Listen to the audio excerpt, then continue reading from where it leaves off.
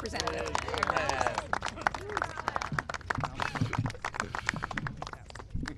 Well, good morning, and thank you, Speaker Pelosi, Senator Sheen, and Senator Schumer for organizing this effort. I am so proud to be helping to lead this fight. We are here today to say that the United States Congress will not stand idly by while cynical, partisan interests attack the health care of hardworking Americans.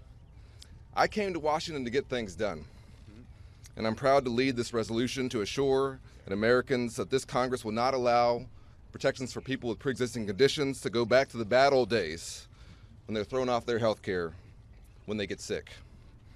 My home state of Texas has the highest uninsured rate in the country. And if this attack is successful, millions of Texans will have their health care taken away. No law is perfect, which is why I'll work with anyone to protect those with pre-existing conditions and to lower costs across the board for the American people. This is a personal fight for me.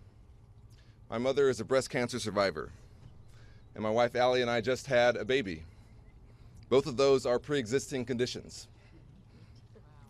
And last year, the day that the House of Representatives voted for the AHCA to repeal the Affordable Care Act, I met a woman named Natalie Cortez.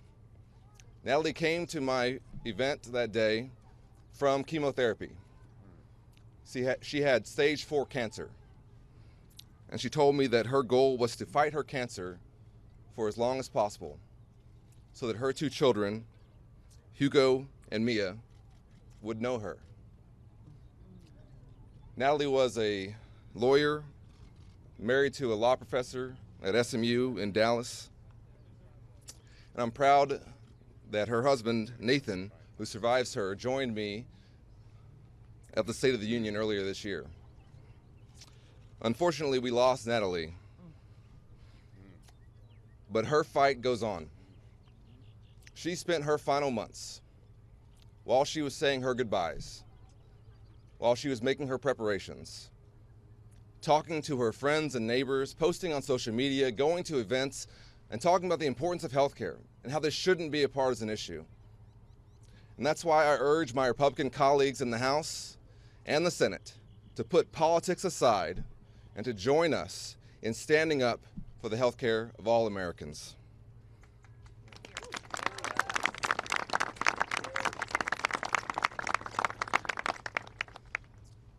Natalie deserves no less. And now more than ever, it's time for the United States Congress to be on the side of the people.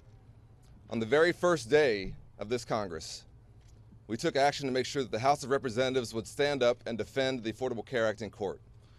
And this week, we will continue that action. This resolution is a good first step, but I urge my colleagues, as I said, to join us in this effort and to make sure that we continue to fight to stabilize the healthcare system, to lower costs, to lower the cost of prescription drugs, and to do what the American people sent us to do, here to do, which is to deliver for them. Thank you so much. Good job. Okay. Thanks, everybody. Thank you all so much.